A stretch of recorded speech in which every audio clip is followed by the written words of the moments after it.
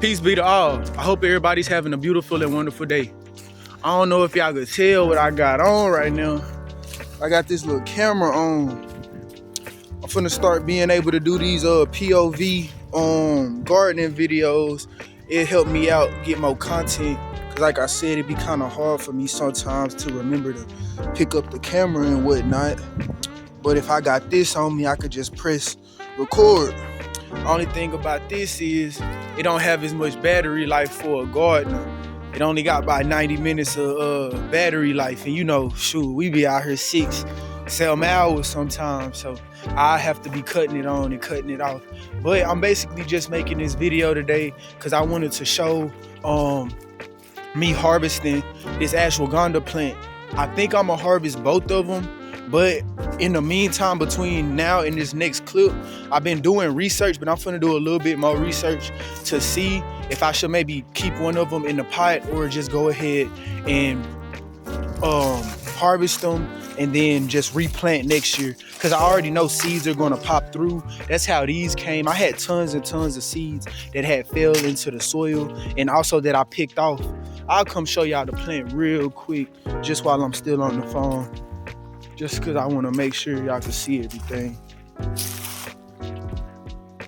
But these are the berries right here.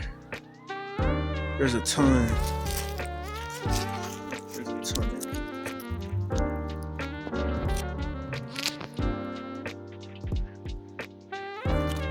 So yeah. But I'll see y'all in the next clip. Peace. I had to check in with y'all about this video because whenever I recorded this video, I still basically had everything in the package and I did not realize it. Like I had the sticker on the lens and I had something covering the microphone and all type of crazy stuff, but I'ma still drop the video for y'all just so y'all could see. But now I know what to do better next time. Peace. So now I'ma just be sharing with y'all how I'm finna harvest this and how I'm gonna repot it. So the first thing I'm gonna do is just come down here to these roots.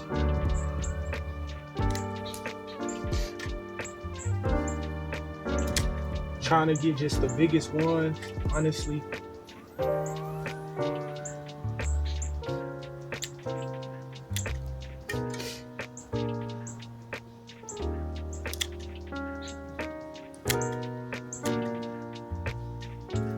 So that's one.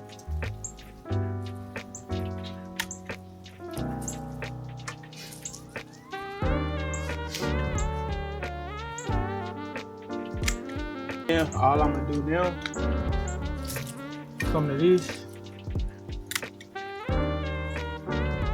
be about a node, be like one node down there, off each branch. It smells so beautiful, y'all. This ashwagandha smells so beautiful.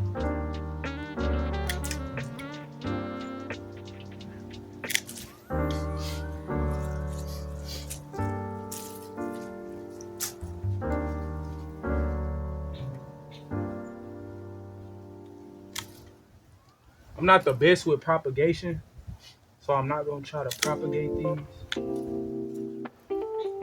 I honestly don't even know if it's possible.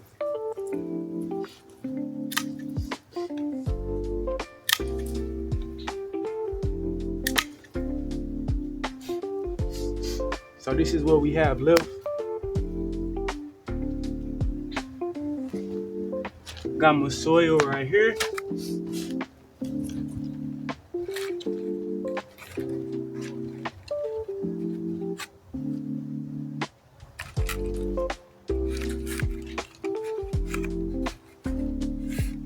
I will be adding a little bit of this mycorrhizal fungi. I'm not gonna just be talking about the brand name. I ain't gonna cover it up either, but they just not paying me. So. But it's just a mycorrhizal fungi, and basically what it does, it forms a relationship with the roots. So you need to apply it to the roots. And it helps the plant's roots get bigger and it helps with nutrient uptake. The reason it helps with the nutrient uptake is because of the fungus. The fungus itself is helping with the nutrient uptake by forming a symbiotic relationship.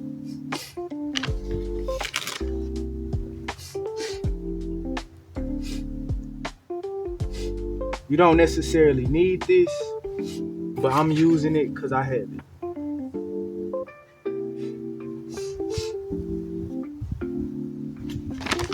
So I just added a little bit of worm castings as well and just topped off the soil. I'm finna water it in real good, and then I'll see y'all in the next clip. Peace, everyone. I'm just tuning in to show y'all a quick update. So this is the dried ashwagandha root, and now I'm gonna go show y'all the actual plant that I saved. So these are the plants. I'm keeping them relatively dry, but not super dry. This is week 3. So we're on week 3 since I transplanted them and cut the roots off and put them into these pots. I brought them inside because there was a freeze that occurred, so I wanted to make sure that they were inside. But as y'all could see, there is a ton of new growth already. So this is a viable technique that can be used. Just make sure that if you do this, you bring it inside during a cold winter month so that you could protect the roots that were wounded. Peace. So this is the remaining tops of the ashwagandha. As y'all can see, there's a ton of seeds on there. I'm just gonna lay it down on this little bench I have to see if it'll dry out. If not, like I said, a lot of these are gonna end up just going in one of these garden beds or in one of these pots, regardless if they dry or not. I'm just gonna scratch them into the soil and wait for spring and see what happens. Also, I had one more tip and trick, so to say. The mix that I used to plant the ashwagandha in whenever I'm repotting it and trying to save it for the next season, I grow microgreens and I have a compost pile where I just let the microgreens break down and that goes back into the soil as well as the roots.